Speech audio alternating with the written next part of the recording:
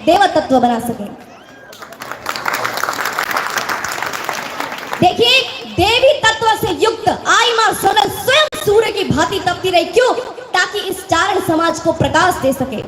आज हम जिस भी स्तर पे हैं, हमारी जो भी वैल्यू है, जो भी सम्मान है, जो भी इज्जत है आप लोगों का, केवल आई मां सोनल के प्रकाश की वजह से ही है।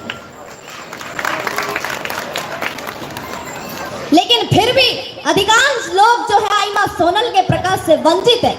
क्यों? क्योंकि आई मां सोनल के आदेशों का अधिकांश लोगों ने अमलीकरण नहीं किया, पालन नहीं किया। इसी वजह से आज युवा गलत जगह पर चौराहों पर टाइम पास करते हैं। पितृभोज जैसी पतित व्यवस्था आज भी हमारे समाज को दिमाग की तरफ खोखला कर रही है। तो मेरा आप सभी से बस इतना ही निवेदन है कि आई मां सोनल के प्रकाश में आइए और अपने बच्चों, घर और परिवार को साथ नई ऊंचाई व चरित्रता को प्राप्त कराइए। अन्यथा याद रखना, आई मां सोनल ने गवार गांव में संबोधित करते समय कहा था कि चारण की गरिमा और चारण का अस्तित्व उसके तप और चरित्र से बन जाता है। देखिए, समाज के अंदर ब्राह्मण नहीं होगा तो नहीं चलेगा। क्यों? क्योंकि उसकी जरूरत है, उसकी भी जरूरत है। समाज में क्षत्रिय नहीं होगा तो भी नहीं चलेगा, उसकी भी जरूरत है। वैश्य नहीं होगा तो भी नहीं चलेगा। क्यों? क्योंकि उसकी भी जरूरत है भाई। अरे समाज के अंदर यदि कोई शूद्र भी नहीं होगा ना तो भी किसी को नहीं चलेगा। मतलब शूद्र की भी जरूरत है। शूद्र भी एक समाज को गति देने वाला पहिया है, वो भी नहीं होगा तो नहीं चलेगा। लेकिन याद रखना, चारण समाज के अंदर, चारण समाज में यदि चारण नहीं होगा ना तो किसी को कुछ फर्क नहीं पड़ेगा। क्यों? क्योंकि चारण एक चरित्र से बनता है, एक तप से बनता है। और यदि चरित्र रहेगा तो सम्मान्य रहोगे, अन्यथा निचली श्रेणियों में भी गिर कर रह जाओगे। देखिए, आई मां सोनल ने तो हमारे लिए इतना प्रयास किया है, विद्या दी है हमको जगाने के लिए। चारणों के सूर्य में तेज भी भरा है। आदेशों का पालन करते हो तुम लोग? कुछ लोग करते होंगे, लेकिन ज्यादातर लोग नहीं करते। तो हमारा कर्तव्य बनता है कि आई मां सोनल के आदेशों का पालन करें। देखिए, मेरा ऐसा कहना है कि भारत को कभी भी विदेशी तलवार ने नष्ट नहीं किया। भारत को विदेशी तलवार ने नष्ट नहीं किया। भारत की कमर अंधश्रद्धा और पाखंड ने तोड़ी है।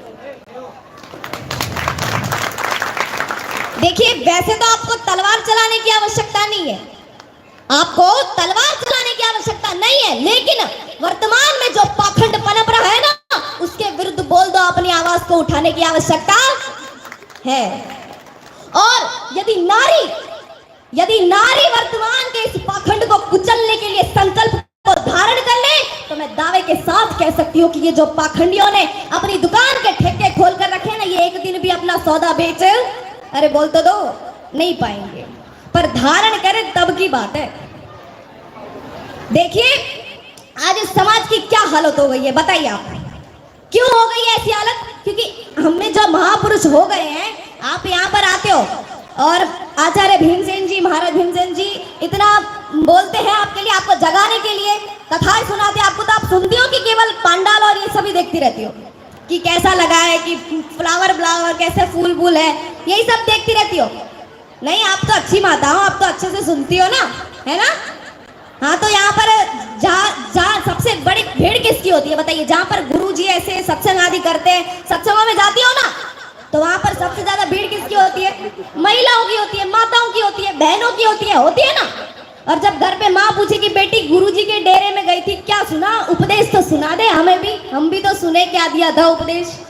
तो बोले जी इतना बड़ा पंडाल लगा हुआ था कि आपको क्या ही बताए। माँ बोली उपदेश तो सुना? क्या सुना? तो बोली कि जब गुरुजी आए थे तब तो ऊपर से आए थे, धरती से नहीं, ये तो मैंने देखा। और माँ बोलती अरे उपदेश तो सुना? क्या सुना? तो बोलती इतनी भीड़ थी कि मैंने इतनी भीड़ आज के बाद कभी नहीं देखी। अब माँ बोलती है उपदेश तो सुना? क्या सुना? ये सब तो ठीक है। तो बेटी बोलती है उपदेश का तो पता नहीं, पंजाबी में बोल रहे थे, समझ तो कुछ आया ही नहीं। इसका मतलब क्या? समय भी बिता दिया और हाथ पल्ले कुछ पला नहीं। फिर कहां से होगा परिवर्तन देश के अंदर?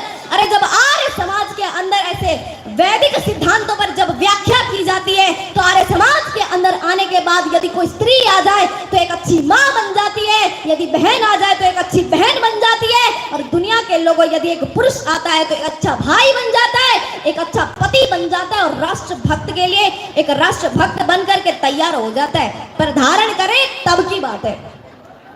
पर लोगों ने, कुछ पाखंडियों ने भ्रमित किया, जिसकी वजह से हम देश का उत्थान नहीं कर पाए, ना खुद के परिवार का उत्थान कर पाए। मैं एक आपको तथ्य सुनाती हूँ